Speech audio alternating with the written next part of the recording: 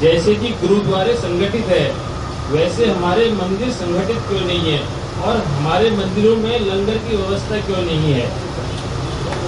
आप गुरुद्वारे से संबद्ध हैं या मंदिर से या दोनों से? मैं मंदिर से बैठ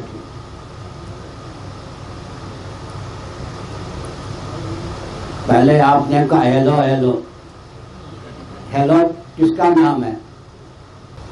जिसने फोन का आविष्कार किया उसकी एक प्यारी सहेली थी हेलो नाम की,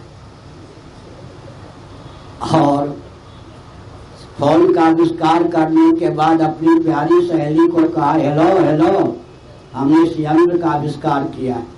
अब राम नाम हिंदू ले या न ले, कम से कम 1000 बार तो हेलो हेलो। वो देवी कितना भाग्यशाली होगी जिसने फोन का आविष्कार किया, उसका लोग नाम भी नहीं जानते और उसकी सहेली का नाम रोज जपते हैं, सीताराम ने कहकर हेलो हेलो जपते हैं। तो अब आपके प्रश्न का उत्तर हमने प्रकारांतर से दिया। हेलो हेलो जपते हैं तो सीता सीता क्यों नहीं जपते, राम राम क्यों नहीं जपते? तो वहां भंडारा होता है तो यहाँ भंडारे में किसी ने रोक रखा है क्या? शुरू कर दीजिए मंदिरों में भंडारे में।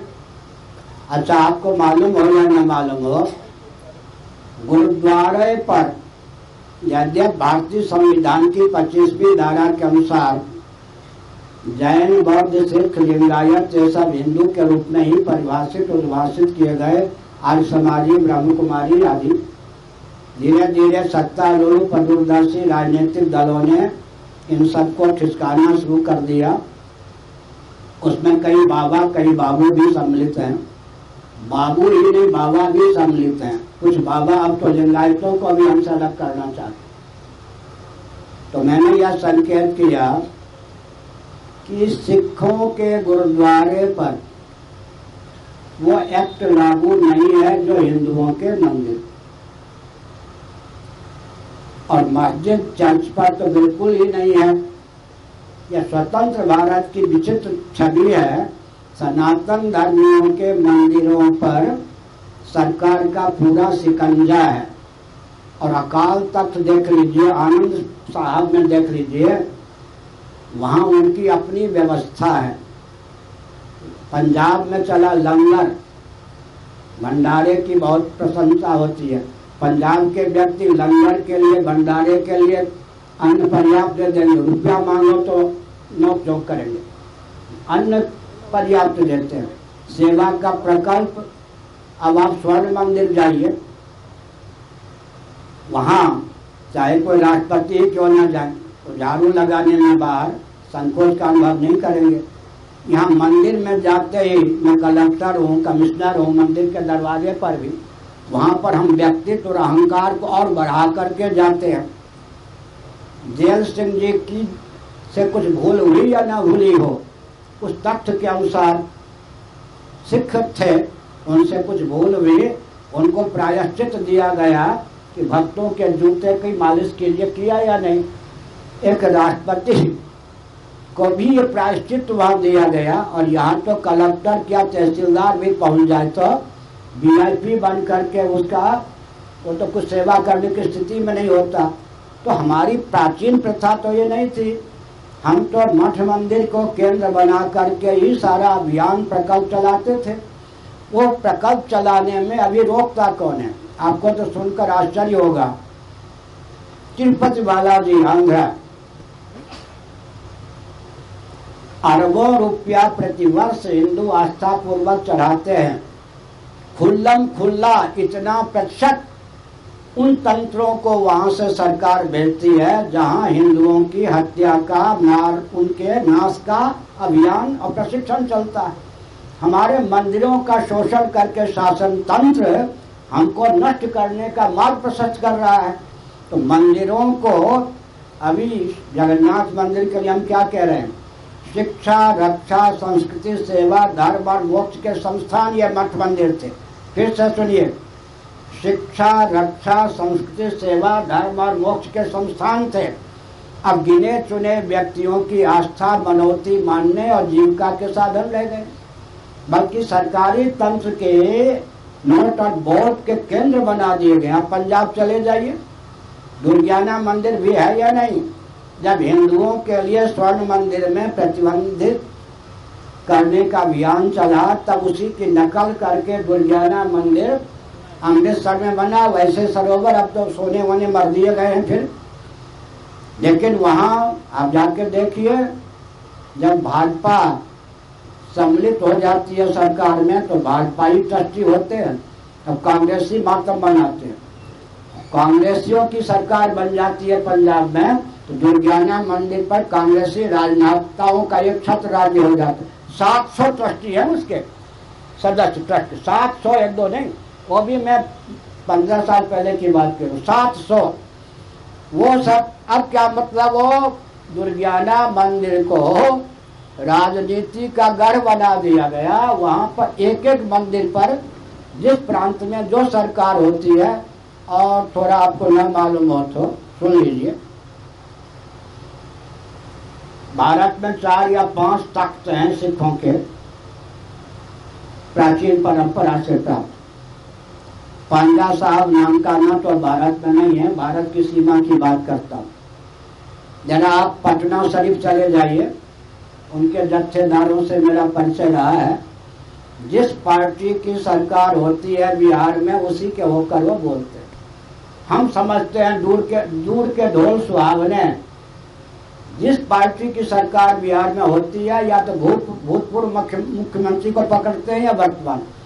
महाराष्ट्र से भी मेरा संबंध रहा है। सिखों के जो तख्त हैं, गुरु गोविंद सिंह जी के कार्यक्षेत्र, जन्मभूमि कहाँ, बिहार पटना, कार्यक्षेत्र महाराष्ट्र। वहां चले जाइए, हमने देखा कोई दम नहीं है। जिस पार्टी की सरकार होती है उसी के बनकर वो करते हैं। पंजाब की बात आप जानते हैं, आप समझ गए होंगे। इसका मतलब क्या हुआ? इसका मतलब है कि हमको लगता है कि बहुत संगठित हैं, उनके गुरुद्वारे बहुत ठीक ढंग से चल रहे हैं। लेकिन आप जब पंजाब में घूमिए, तेग बहादुर जी के गुरुद्वारे में गुरु गोविंद सिंह जी के भक्त गुरु नहीं पहुंचते। उनके गुरुद्वारे अलग, उनके गुरुद्वारे अलग। ये नहीं मालूम आप लोग? अरे गुरुद्वारे के नाम पर कितना वहां पर गड़बड़ है, आपको नहीं मालूम। गुरुओं के, गुरु गोविंद सिंह जी के नाम पर गुरुद्वारे में अलग होते वहाँ। अच्छा, पहले तो कल्पना नहीं कर सकते थे कि गुरु गोविंद साहब के वीरे अंशवीर, हम तो पंजाब में रहे, देखा हमने कि वहाँ तो गुरु गोविंद साहब के गुरु गोविंद जी के वो जो ग्रंथ साहब के बीवी अब जलाने लग गए। एक दूसरे के बहुत प्रतिद्वंदी है, वो तो आम बात हो गई है। इसलिए धीरे धीरे वहां भी पर्याप्त विकृति है। और जो भिंडर वाला कांड चला, वो सब तो आपको मालूम ही है। तो गुप्त या प्रकट जो हिंदू धर्म की रक्षा के लिए उत्पन्न हुए थे, जिनके बारे में कहा था जगह धर्म हिंदू खालसा पंथ है, अब आप नया प्रकाशन उनका देख लीजिए, उसमें ये पंक्ति हटा दी गई। पंक्ति अब जो उन लोगों का नया प्रकाशन है, वो जगह धर्म हिंदू वाली पंक्ति गुरु गोविंद सिंह जी के पंक्ति हटा दी गई। अब इसका मतलब क्या? धीरे धीरे वहां भी किन तंत्रों का प्रवेश हो गया, जिन तंत्रों के दमन के लिए उद्भावना की गई थी 10 गुरुओं के द्वारा, उन तंत्रों का कितना प्रवेश उन स्थानों पर है जिनकी आप प्रशंसा कर रहे थे। सुन लीजिए। और हमारे जो मठ मंदिर हैं, ये शिक्षा, रक्षा, संस्कृति, सेवा, धर्म और मोक्ष के संस्थान थे। एक उदाहरण और देता हूँ। मूर्ति की आयु मैं नहीं कह रहा, मंदिरों की आयु। क्यों जी? श्री जगन्नाथ जी 700 वर्ष पुराने मंदिर की आयु, 700 वर्ष। और वो जो उत्तराखंड में जहाँ बवाल मचा था, केदारनाथ जी के मंदिर, वहाँ पत्थर ऐसे नहीं जोड़े गए, ऐसे घेर लिया, 1000 वर्ष का प्राचीन। दक्षिण के मंदिर कोई 700, कोई 800, कोई 1000। जिन दिनों मुसलमान शासन करते थे, उन दिनों राजाओं ने सोचा हमारे दुर्ग या किले से ही हमारी रक्षा नहीं होगी। तब उन्होंने ठाकुर द्वारे देवी देवता के स्थान बनाना प्रारंभ किया। इसको आध्यात्मिक दुर्ग माना गया। और इसके उद्देश्य क्या थे? शिक्षा, रक्षा, संस्कृति, सेवा, धर्म और मोक्ष। उसमें भंडारा, लंगर एक अंश है, वो सेवा का प्रकल्प है। आज भी हम चाहें तो एक एक मंदिर के क्षेत्रफल बनाइए, 5 किलोमीटर, 2 किलोमीटर, 50 किलोमीटर, देखते हुए वहाँ की प्रसिद्धि को देखते हुए। ये राजनेताओं वाले पार्षद नहीं, मंदिर के पार्षद बनाइए और अपने क्षेत्र के पूर्व, पश्चिम, उत्तर, दक्षिण, मध्य कम से कम 5 पार्षद बनाइए। मंदिर की सीमा जहाँ तक निर्धारित आप करें किस मंदिर का प्रभाव यहाँ दर्शन करने वाले, उन पार्षदों को भेजिए, लोगों से पूछें कि आपको कोई कष्ट तो नहीं है। अगर कष्ट है तो कम से कम वहाँ आकर उनके स्वास्थ्य के लिए, कष्ट निवारण के लिए प्रार्थना की व्यवस्था कीजिए। फिर अपने मंदिरों को इतना समृद्ध बनाइए कि कष्ट को दूर करें। सेवा का प्रकल्प उनके साथ जोड़ने से आस्था के प्रकल्प रह जाएंगे। कम्युनिस्ट भी उनकी प्रशंसा किए बिना नहीं रहेंगे। एक वाक्य में कह दूं पद्म पुराण का, एका क्रिया द्वर्थ करी प्रसिद्धा। एक ब्राह्मण आम का जो बगीचा था उसमें एक आम के पेड़ के पास बैठकर पितरों के लिए तर्पण कर रहे। एक नास्तिक श्रोमणी कम्युनिस्ट ढंग का व्यक्ति दूर से देख रहा था, ये कौन क्या ढोंग रच रहा है। लेकिन उसने देखा धीरे धीरे जल डाल रहा। तो पद्म पुराण ने क्या कहा मालूम है? क्रिया तो एक ही थी, जलदान। आस्तिकों की दृष्टि से, स्वयं उस जल को देने वाले की दृष्टि से उसके पिता प्रसन्न हो रहे थे। अगर कोई पितरों का अस्तित्व न माने तो भी बाग तो सिद्ध रहा था, आम का पेड़ तो सिद्ध रहा था।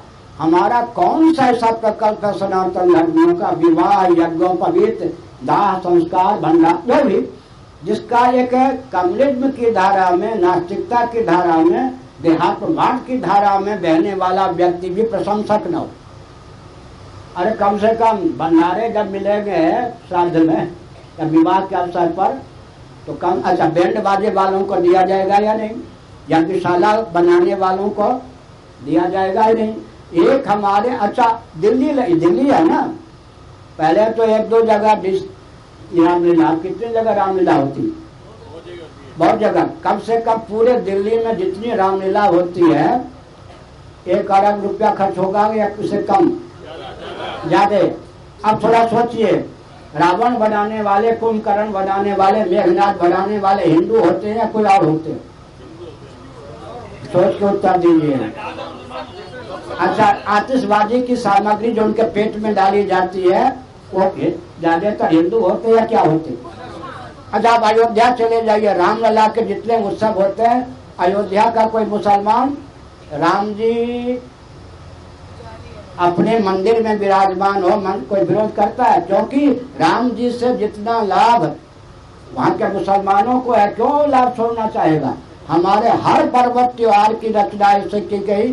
पहले अमुक वर्ण के व्यक्ति ढोल बजाते थे, उनको जीविका मिलती थी या नहीं? अच्छा, जितने यज्ञोपवीत आदि के काम होते थे, बांस के बर्तन बनाने वालों को जीविका मिलती थी या नहीं? बाजे बजाने वाले को जीविका मिलती थी या नहीं? तो हमारा तो ये कहना है कि जीविका की दृष्टि से भी हम तो अपना मुंह तब मीठा करते हैं, 50 व्यक्ति का मुंह पहले मीठा कर देते हैं। इसीलिए अगर जो लक्ष्य हमारे मठ मंदिर का था, शिक्षा, रक्षा, संस्कृति, सेवा, धर्म और मोक्ष का संस्थान, उसको रखे तो कौन कम्युनिस्ट होगा, नास्तिक होगा जो हमारी प्रशंसा नहीं करेगा?